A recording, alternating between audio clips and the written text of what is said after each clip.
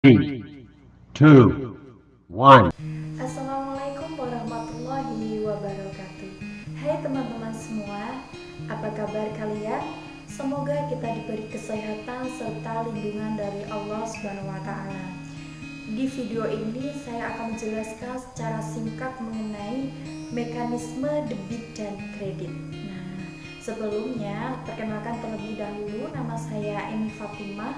Saya adalah seorang mahasiswi dari Institut Agama Islam Negeri Salatiga. Jadi dalam suatu perusahaan itu apabila ada transaksi atau kegiatan atau bahkan transaksi keuangan, misal membeli barang atau melunasi hutang atau kegiatan transaksi yang lainnya, maka disitulah ada tiga hal yang perlu kita perhatikan.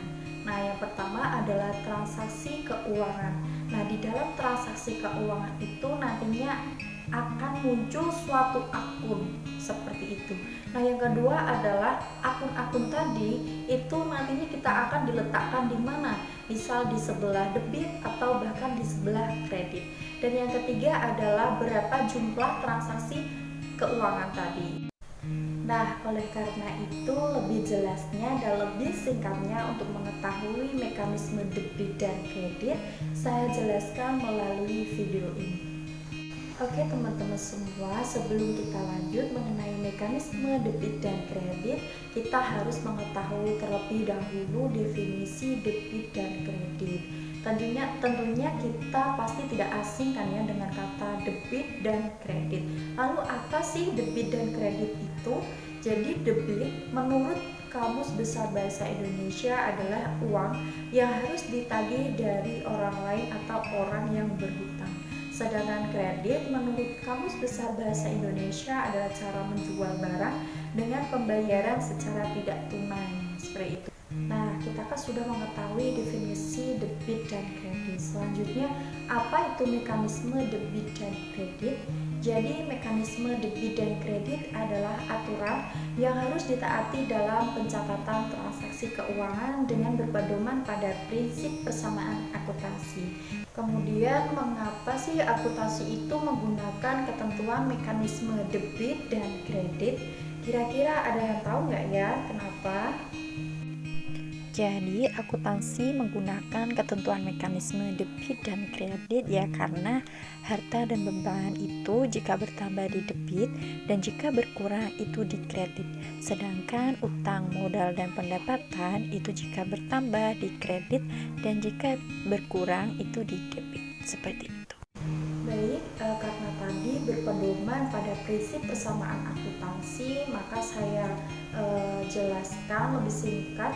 Aktiva itu sama dengan pasiva, di mana aktiva itu sebagai harta dan pasiva itu sebagai hutang dan modal. Nah, saya tarik garis seperti itu biar gampang. Nah, di sini diketahui bahwa sisi kiri itu debit dan sisi kanan itu kredit, seperti itu. Nah, sudah dijelaskan dalam tabel berikut ini, jika harta bertambah maka dicatat di posisi debit karena harta ini berada di sisi kiri. Sisi kiri ini disebut dengan debit. Jadi jika harta bertambah maka dicatat di posisi debit. Sedangkan utang dan modal ini berada di sisi kiri. Nah, sisi kiri ini disebut dengan kredit. Jadi harta dan utang jika bertambah maka dicatat di posisi kredit. Nah, selanjutnya untuk berkurang sekarang. Ketentuan untuk berkurang pasti sebaliknya kan ya. Jadi jika harta bertambah dicatat di posisi debit, maka berkurang itu dicatat di sisi kredit. Begitu dengan utang dan modal. Jika bertambah itu dicatat di posisi kredit, maka jika berkurang itu dicatat di posisi debit. Seperti itu. Sekarang persamaan akuntansinya diperluas, ditambah dengan pendapatan dan dikurangi dengan beban. Bagaimana dengan pendapatan? Pendapatan bertambah berada di sisi kanan, maka dicatat di posisi kredit. Sehingga pendapatan bertambah dicatat di sisi kredit, sebaliknya jika berkurang di debit. Nah, sedangkan beban ini jika berkurang kan berada di posisi kredit. Nah, jika bertambah ini berada di posisi kredit. Begitu. Nah, cukup sekian video dari saya. Semoga dapat dipahami dan bermanfaat bagi kita semua.